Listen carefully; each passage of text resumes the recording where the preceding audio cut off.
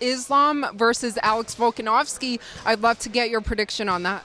Yeah, it's tough. It's like Volkanovski a lot, but it's hard to see him going up a weight and beating Islam. But Alex always gets overlooked too. He's one of those guys who maybe hasn't quite got the respect he deserves. So it's going to be tough, man. That's a hard one to pick. If I had to pick, I'd probably say Islam, though.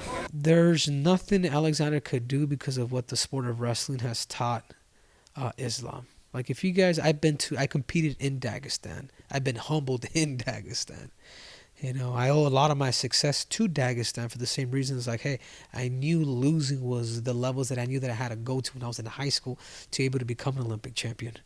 And actually be one of the best guys, too, by the name of Cejudo, called Rest in Peace. He ended up getting into a car accident, a 4-time world champ, 2-time Olympic medalist, silver and bronze. Super good. He was favored to win the Olympics. But the reason why I bring his name up is because these are the guys that I had to look up to eventually beat. And just imagine where where he comes from, and the lineage of Olympic champions, world champions, and all these different disciplines in his country, in his city of Dagestan, where he can get the best of the best. And this is why I just feel like it's going to be too much work for Alexander. His pound for pound, courage though. I got to give him that. It's ballsy for what he's doing, but I just think it's going to be easy work for Islam. When Islam was going to fight Charles Oliveira, you were predicting that Islam was going to beat him. And also on the Schmozen podcast, you said that you felt he would also beat Beneil Dariush. And then now with Islam being champion and he's going to fight Alex Volkanovski, who's going up in weight. I mean, the fans I know would love to get your prediction on that. I think my answer is still the same. I still think that, no offense to Alexander Volkanovski, I love him. He's one of my favorite fighters. When I saw him fight, the first time I ever seen him fight, he was against Javier Mendez, and I was like, that guy's gonna be champion. And that was the only fight I ever saw. But I knew that he was gonna be champion just because how fast he was, his footwork, his accuracy. I think he's an amazing fighter.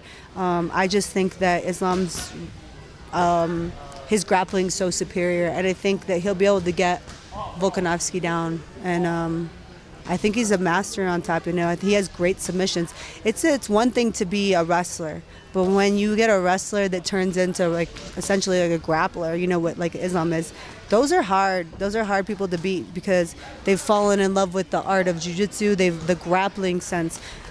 Anybody can wrestle and just take people down, but when you're good on top, you have good positioning. When you're heavy on top, that's the thing that breaks people.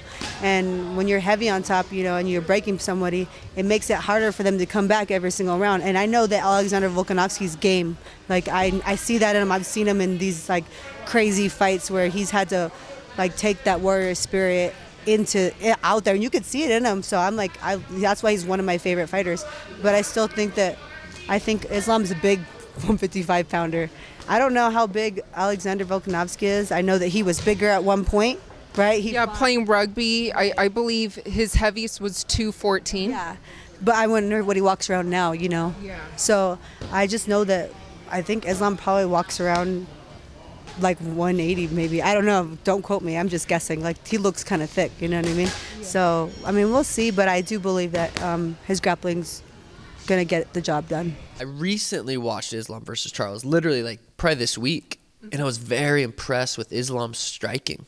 And then I watched Habib fight Al. I was watching some best moments, and those guys got some good striking. They're such known for their grappling, but those guys can throw good combinations, and they have good striking. So I was impressed with Islam's striking, and it's gonna be tough beating that dude.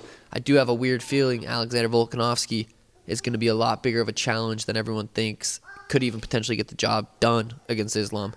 But if Alex can't, I don't know who can. So you don't think anyone in the 155-pound weight division beats Islam anytime? It's hard. We all know how crazy fighting is, so it could happen. But that dude is so good. Look how good Charles is, and Islam submitted him. So, we'll see. So, is it safe to say that you would favor Islam over Alex, though, when they fight? I just have a weird feeling Alexander might pull it off. So, I don't know. If you know anything about Islam, he trains like a professional, takes it serious like a professional. I'm assuming the version we saw of Islam against Charles Oliveira, which was spectacular, you're going to see a better version of him coming because he's highly motivated. He has a mission, he has a goal, and Islam Makhachev is the true professional champion. You know, he's going to do everything correctly. He's got great coaching, you know, with all the guys he has back home with Habib and Saif Safulo, who's the Olympic Taekwondo coach over there. He's another coach. And the main guy for Habib gym, Abdulmanap's gym.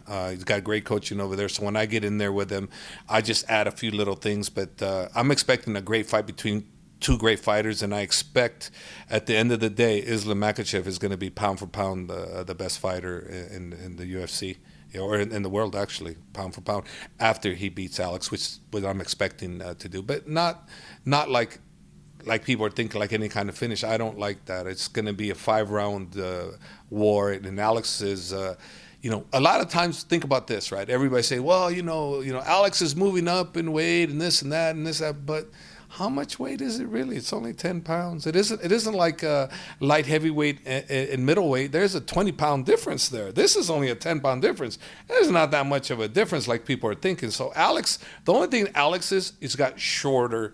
He's shorter, but look at his arms are probably longer. He probably has a longer arm span than we do. So we may not be in that department where we lead, just in the height department. But stylistically, do you think that Alex will be the toughest opponent that Islam's ever fought? I don't know. I'm not sure he is the toughest. I mean, based on what's on stake, I would say yes, based on that. But is he really? I don't know.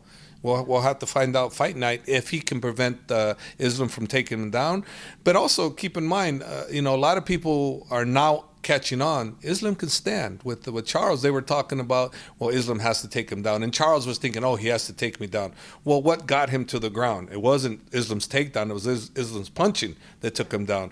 Well, the secret's out, and it should have been out a long time ago. Islam can do it all, So, yeah, if he can't take you down, guess what? You got to deal with him stand up too. I've said it many times that he's the most well-rounded lightweight of all time in champions, of all time. He's the best rounded out of all of them, and I expect him, on February 11th to become pound for pound number one. I know people are saying, well, you ranked him and said he went too low, too much. He went down too low after being not even ranked in the top 10 pound for pound, but after one fight he dropped. Well, that was a little premature, I thought, but rightfully so. I think he's number one, and he's going to prove he's number one on this time around.